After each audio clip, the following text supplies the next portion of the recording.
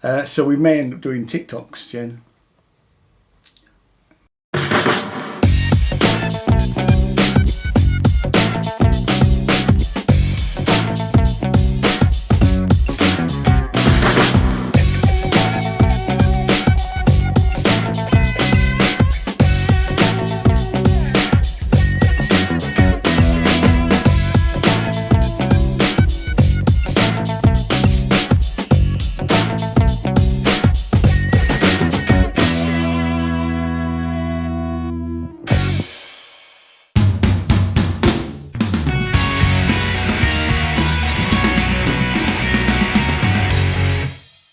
Hello and welcome to the channel. My name is Ian and this is Jane. Now, if you've not seen the channel before, the channel is usually about music and art, and we do lots of things about synthesizers, but every year we go off to Edinburgh Fringe. When do we start going, Jane? Well, I first went in 1985. I didn't go then. So we've been going on and off with a bit of a gap in the middle, roughly from 89 onwards. We've been a few years. Probably certainly. there might have been, might have been a 10-year gap, but yeah. So, and what we're going to do in this video is we're going to tell you our top 10 shows we think you should see. Now, this is based on previous experience. Some of these shows we've seen, some of these shows we haven't seen, but we've seen the theatre company or the actors or the comedian before. But if you've never been to Edinburgh Festival, it's the oldest arts festival in the world. This year is their 75th anniversary.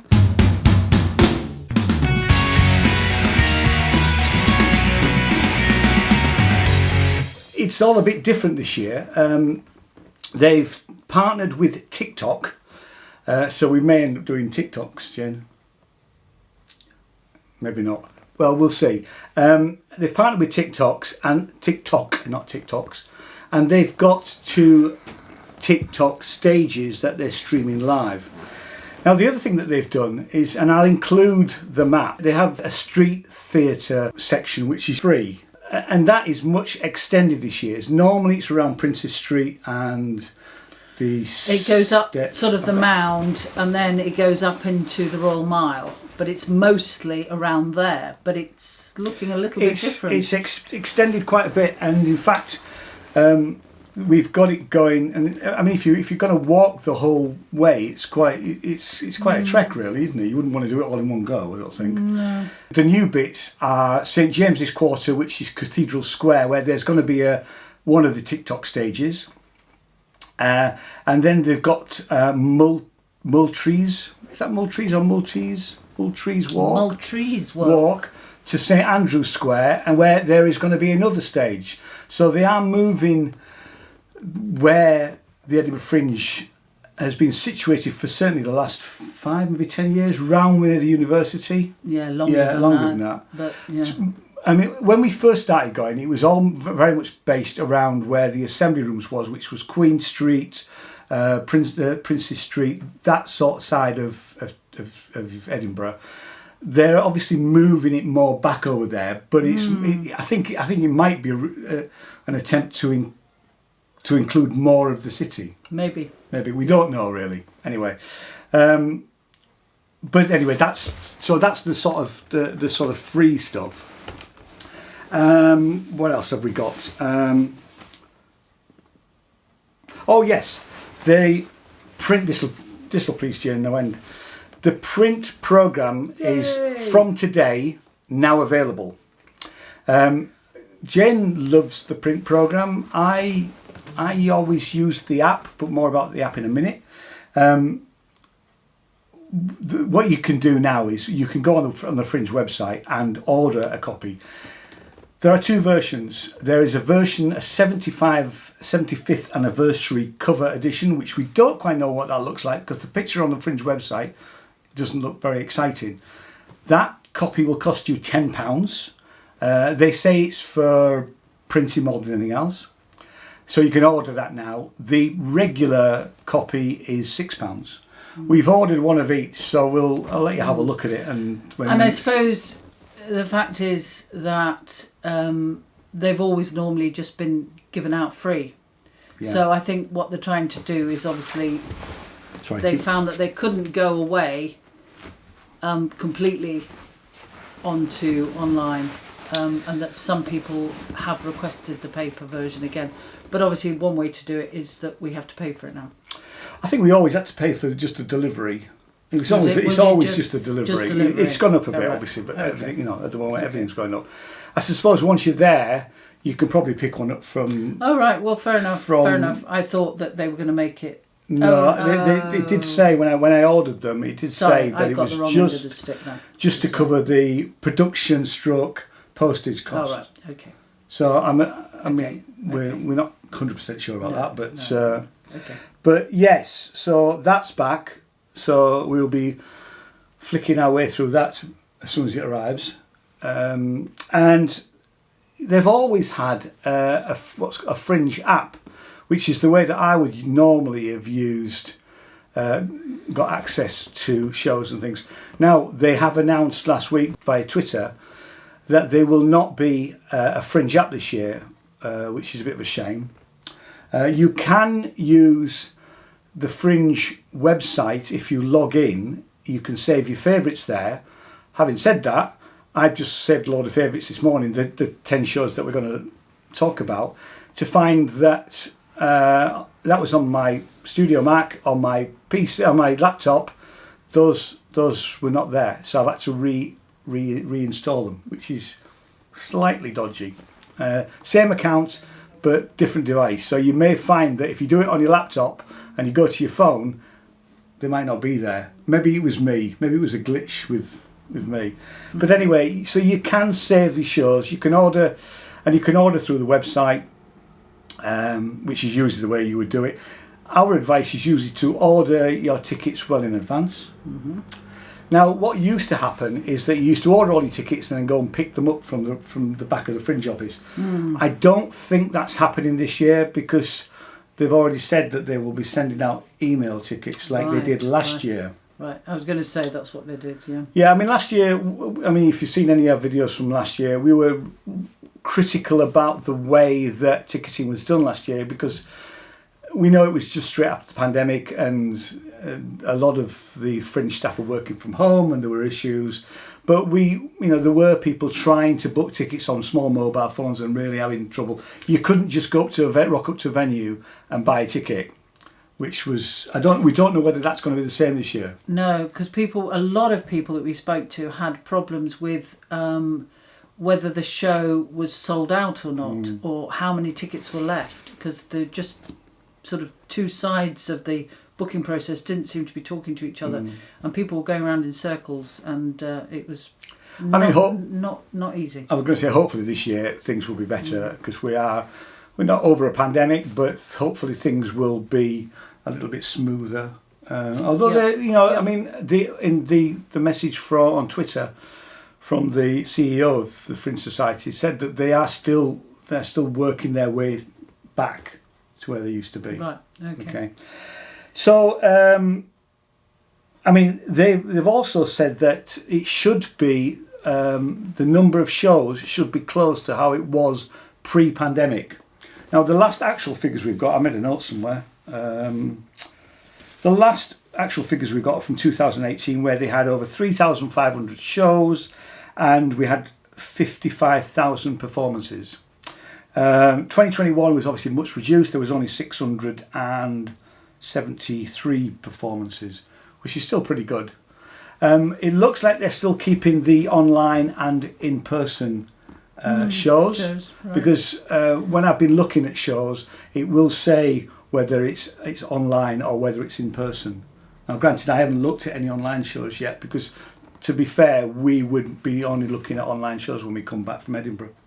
We're there to see the shows in person. Okay, so we get on with these. Don't think there's anything else. I think I covered most of what was on my list.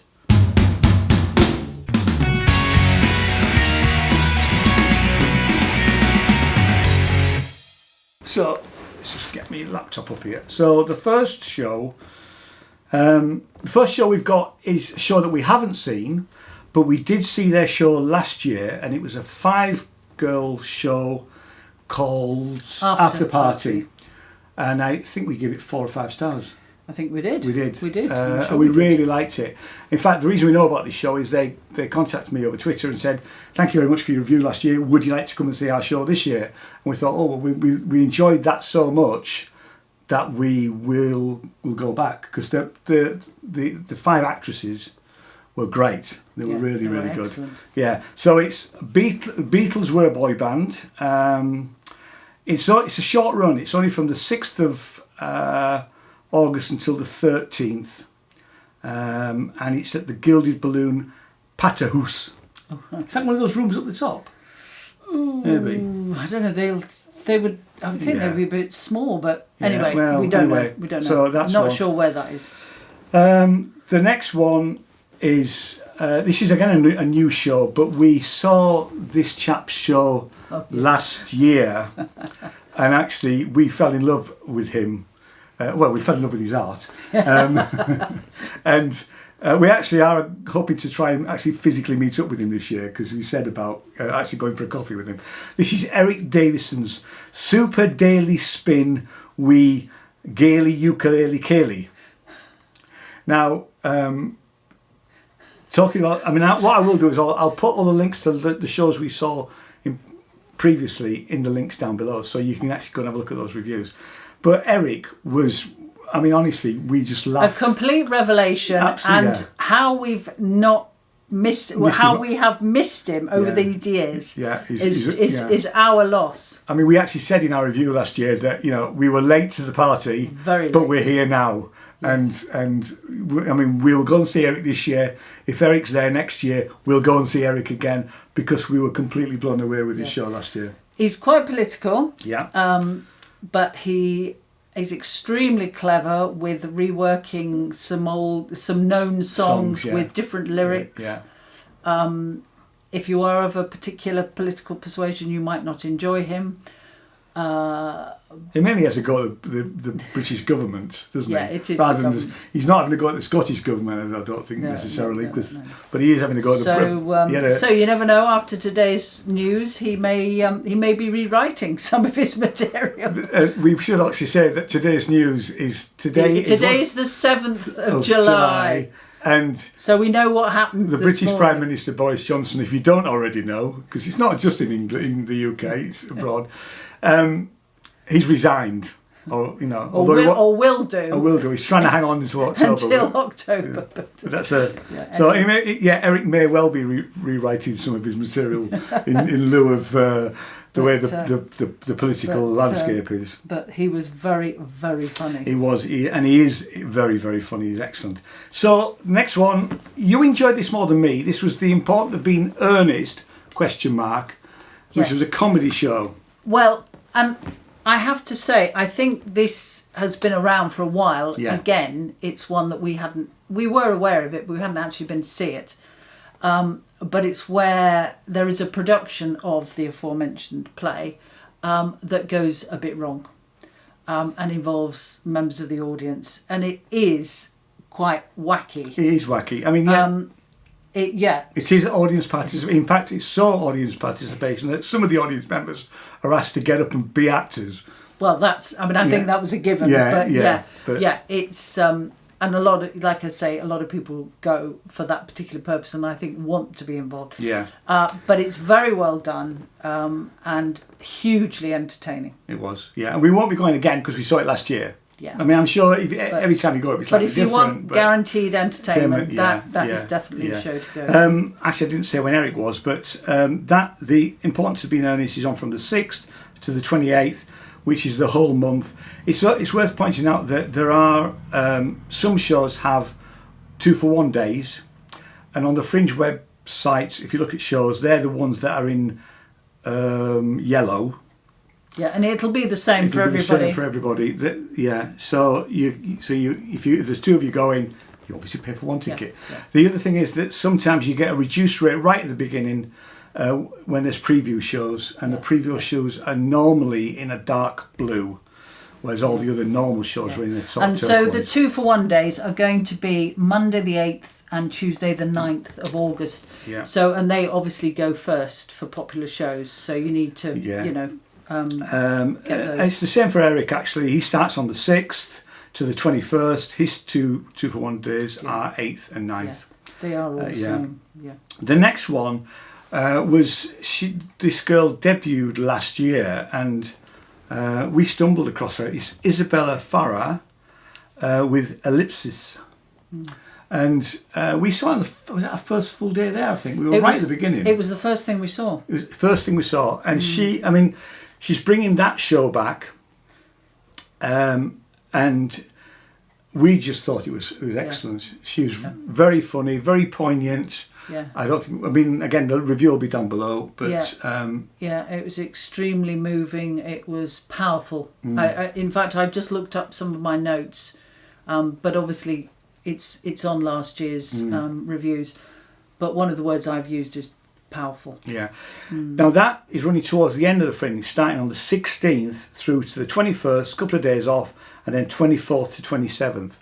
There's no 2-for-1s. The main reason I think that is that she's doing 2 shows, and we will go and hopefully go and see her other show, which is Isabella Farah Irresponsibella. It's called, right? Okay. Which is running all the way through the Fringe. That's at the Box Assembly, George Square, starting on the 6th to the 28th. She has the 15th off, bless her. So she's only got one day off. And obviously towards the end she's running 2 shows. And there are 2-for-1 days for that, and that's 8th and 9th. So we will hopefully be going to see Isabella again, because we thought she was so good last time. Definitely. So the next one is we saw this guy last year, but his show's different this year. This is John. Oh God, John Hegley. I keep getting his name wrong, don't I? John Hegley. It's Hegley, but I said it was Hedgley. You right? did, yeah, and it's not. It's John Hegley. Hegley. Apologies, John, from that. I did that in the review last year. Okay, and he took the mickey out of me last year. He did. It was very gentle last year's show, and I'm expecting pretty much the same again this year. We're hopefully going to go and see John again. And the show is called Biscuit of Destiny, which sounds great. We don't mind what it is. No, we don't, because it'll be very amusing. Yeah, it will be. Yeah, we will go, and he is not doing 2-for-1s. No. Again, starts on the 6th through the 28th. A couple of days when he's not performing, 15th and 22nd. It's at Cairns Lecture Theatre at Summers Hall. That's where he was last. He was last time.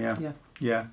Although he was out in a tent last year, but it's still Summers Hall. Yeah, we don't. Yeah, I think there are less. Summer Hall, not Summers Hall. Yeah. Right. So because quite a lot of productions were out in the outdoors last year, which probably they're not doing this year. It's a fair walk from, say, Princes Street, isn't it? From Princes Street, but if you're up on the university, it isn't. It's not. It's it was a bit of a revelation to us, because we thought it took miles, and it isn't. Yeah. So it's perfectly achievable. No more than 10 minutes walk. Yeah.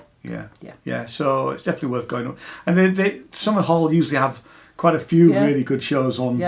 Anyway, because over the years we've seen quite a lot of stuff there. Really. I'll let you do the next one, because we both loved this, but Miss Lindsay's Secret. Yeah. Oh, it's just exquisite. It's about some letters. I mean, it's based on it's true. Some letters that were found between a young lady and a gentleman, and he ended up. I mean, it's not it's not giving anything away, because you need to hear the words, and he went to Canada, and it's the letters between them, and they're absolutely beautiful. They are. They're delightful. And the whole the stage was set with authentic pieces, which may or may not have come from the museum. I can't remember offhand. Because the main lady, it's a real family affair, isn't it? The whole family. Yeah. Because her daughter did the music, which was really good, and her husband is in it. Yeah. She was the curator of this, the museum. Yeah. It really is. It's. I mean, obviously, when you go to the Fringe, you see a variety of things, and so you can often see things that are challenging, loud, funny, sad, etc., etc. But this is a really beautiful, quiet, sort of reflective, and it's based on true on letters that were found. It really is beautifully done. And it is at the Scottish Storytelling Centre, which tells you the type of show that it is, really. It is about the storytelling. It's not every day, it's every other day from the 6th through to the 28th, so not the 7th and the 9th, etc., etc. There is a 2-for-1 day, and that's the 8th. So if there's, like I say, that's the day to try and go to if you can. Absolutely brilliant. Really, I think we gave it 5 stars. I think, well, I'm certainly sure 4 or 5. We thought it was absolutely brilliant. I'd be surprised if we didn't give it 5. It was an hour, and it was just one of the most delightful hours I think we've ever been to. Yeah. It was lovely. Yeah. The next one, we've not actually seen this show, but we've seen these guys performing in their shows. We've seen 3 of them, I think. This is Police Cops, the musical. Now, the Police Cops is a team of 3 main actors, although I think there's more. There's a couple of girls in it this time. And they play different characters. And they did Police Cops in Space. And there was another show, I can't remember what it was called, a couple before the pandemic that we saw as well. Very funny. So, theatrical comedy, isn't it, really, to say? Yeah. It's very visual. It's it's sort of quite loud in some places, but not when I say loud. Frenetic is a better word. Yeah.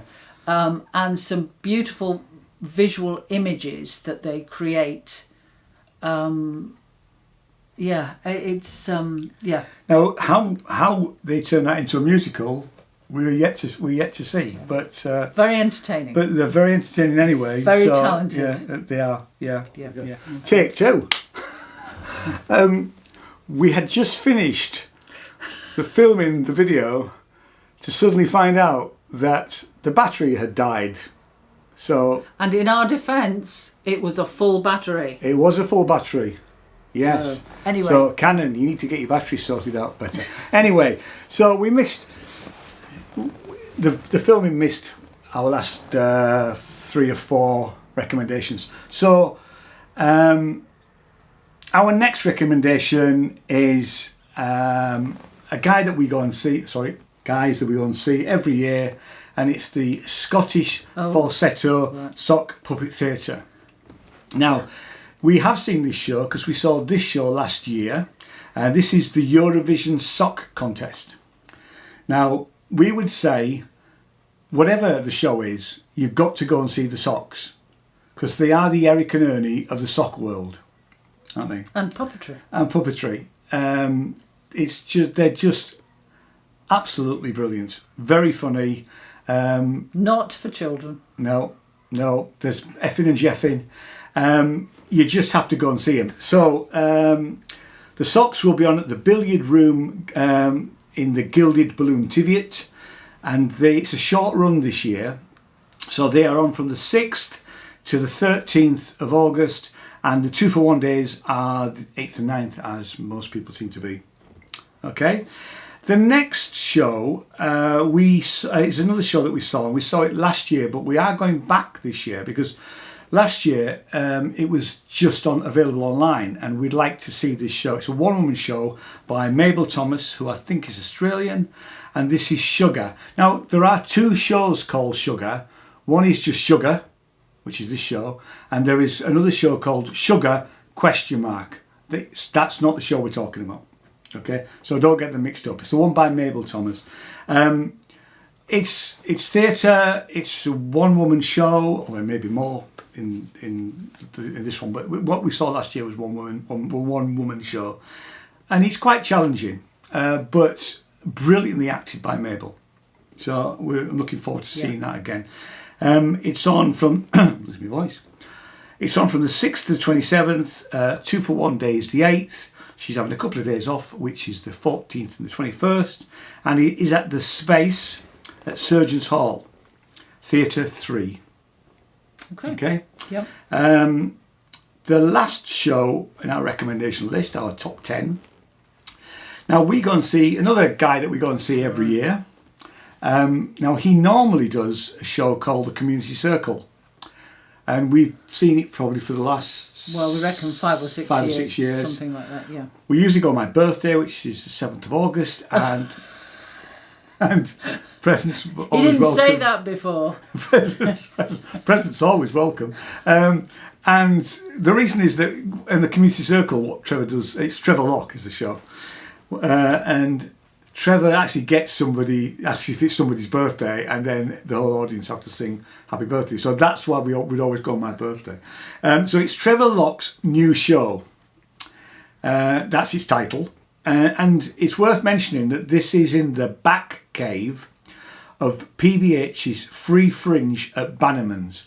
Now Bannerman's is a pub, and they've obviously got this room at the back. So really, it's not a big room, but you really pack the people in there.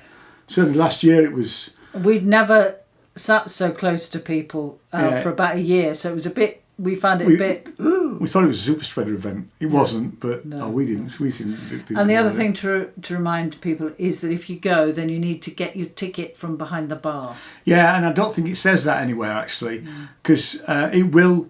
I mean, it will sell out probably most times. I think really. Yeah. There's no 2-for-1s. There's previews, any of that sort of business, because it is pay what you want at the end of it. So it's on from the 6th to the 28th. So he's doing the whole month. And Trevor will hold a bucket as you walk out. And if you didn't like it, well, you don't have to pay. But we would recommend at least a £5, I think. Really, it's well worth it's well worth a visit to see Trevor. I mean, obviously we don't know what the new show is, but we would give an educated guess in that it's group generated. Yeah. Which makes it unpredictable and usually very funny. Yeah. I mean, certainly the community circle, which I'm sure he'll bring back, he does that every so often, he would argue that there were no jokes in it, and there actually wasn't any jokes in it, but it was incredibly funny because, it was audience, he'd have people writing things and all sorts of stuff. Anyway, it's a new show, but we don't know. We don't know.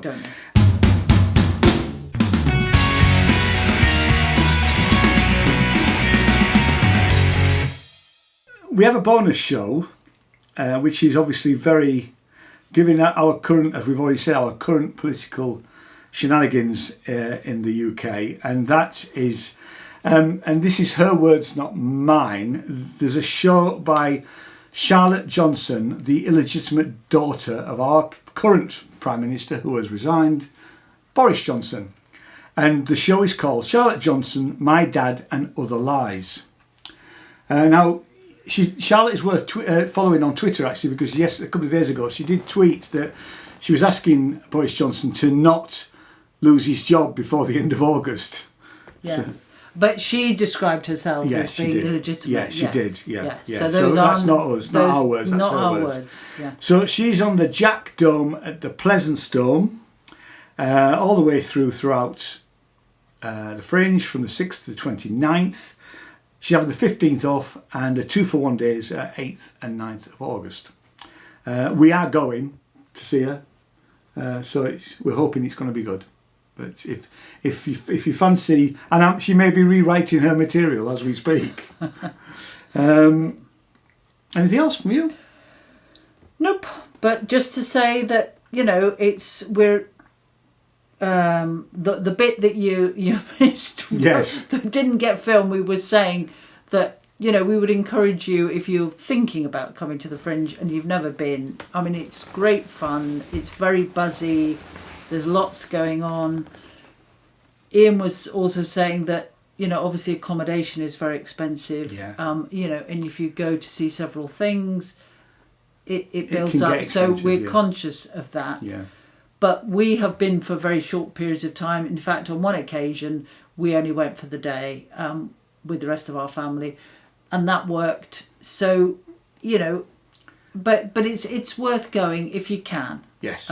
It's great fun. And if you see us there, come up and say hi.